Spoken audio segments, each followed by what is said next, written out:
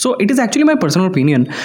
So what is the biggest drawback of doing job for someone else? It is not the boss, not the environment, and not the colleague or anybody else you are actually thinking. It is the only and only the consistency of your income. And why exactly I'm saying this? Because what exactly a consistent income does, it creates a comfort zone for you. It actually limits you from exploring your fullest potential, because now that you are actually receiving a paycheck every week of the month, you start feeling happy. It actually creates a habit for you that you are getting an easy income, and you start thinking that making money is actually easy for you. But one day when you actually start thinking about a business, starting a business, things becomes a little complicated for you. You start getting an emotional breakdown because you generally expect consistency in your income, but it doesn't happen, because the entire geography of a business is absolutely different from doing a job for someone else. Because when you do a job, you expect a consistent income, but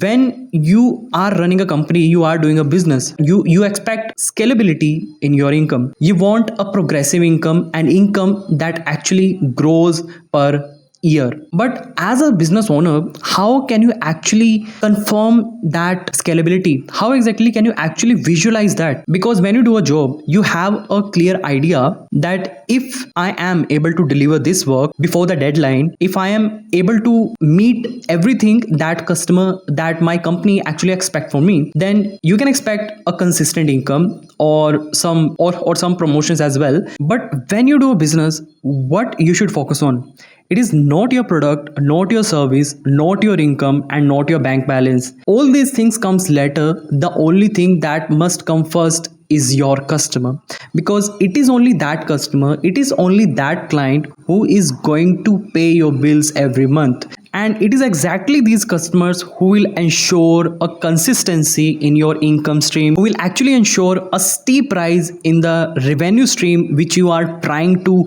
build and scale in the coming months or years. But the question is how exactly you will do it. So in order to achieve that thing, you need to first understand the customer journey, because selling a customer is actually not a difficult thing. If you are able to sell someone your good looking product, then it actually doesn't mean that you are actually able to scale your business and you will be eventually able to achieve your end goal. If you are able to sell someone, then you will be called a salesperson. If you genuinely want to start a business, and most importantly scale that business from a few hundred units to thousands to tens of thousands of units, then you need to actually come out of this illusion of consistent income. Your income should not be consistent, it should be scalable and must compound every month to every year.